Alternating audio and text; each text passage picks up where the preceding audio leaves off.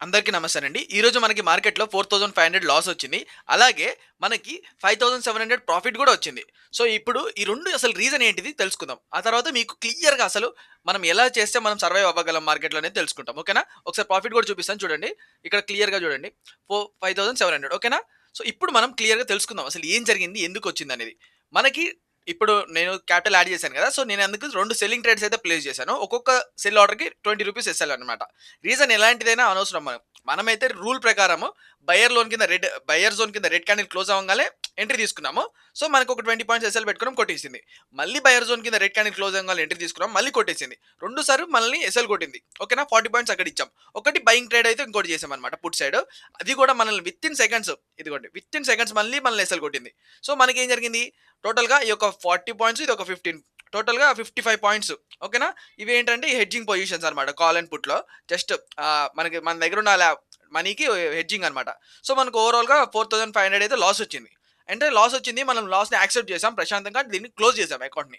ఆ తర్వాత ఏం జరిగింది?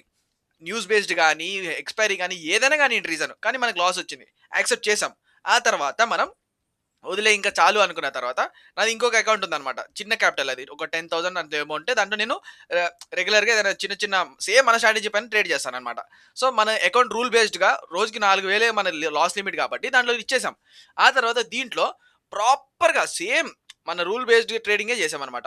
సో, దీంట్లో ఏం చేసాము సింపుల్‌గా అక్కడ ఎన్ని 55 పాయింట్స్ ఏమో ఇచ్చాం. ఓకేనా?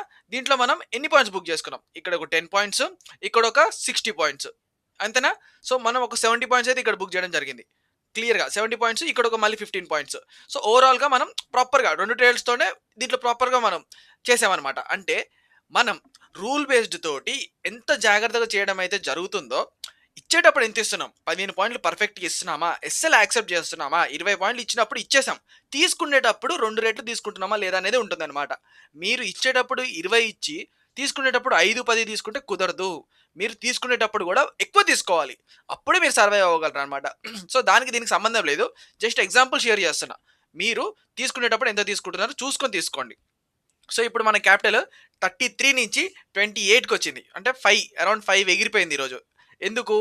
అది ఏదైనా గాని రీజన్ న్యూస్ రిలేటెడ్ గానియండి, ఎక్స్‌పైరీ రిలేటెడ్ గాని మనకి ఎస్ఎల్ కొట్టింది. అంటే మనం ఆర్డర్ ప్లేస్ చేసాం. ఎస్ఎల్ కొట్టింది. దాన్ని నేను యాక్సెప్ట్ చేస్తున్నాను. సో, రేపు చూద్దాం. ఎల్లుండి చూద్దాం. ఇంకా ఛాన్సెస్ ఉన్నాయి. సో, ఇప్పుడొచ్చే ఛాన్సెస్‌లో మనం ఇంకా ఎక్స్‌ట్రా అన్నమాట. ఈరోజు ఎంత ఇచ్చాం దానికి డబుల్ తీసుకోవడమే మన టార్గెట్. అప్పుడే మనం సర్వైవ్ అవుతాం. సో, అంతేనండి వీడియో. Thank you. నెక్స్ట్ వీడియోలో కలుద్దాం.